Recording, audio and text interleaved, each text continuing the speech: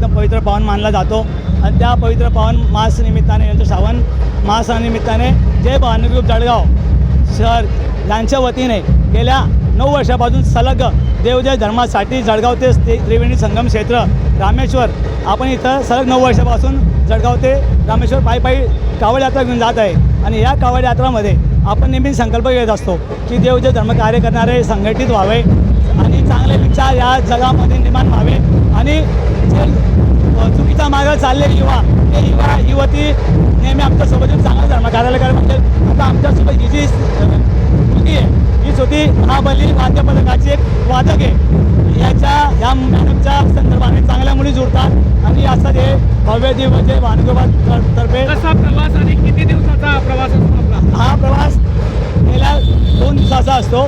जळगाव ते अवची हनुमान हा पहिला प्रवास, अवची हनुमान ते पडसोल रामेश्वर दुसरा प्रवास.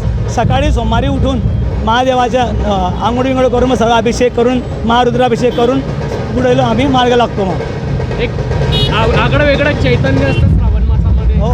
काय सांगणार, किती शिवभक्त हे कावड यात्रेनिमित्त रवाना होत असतं जळगाव?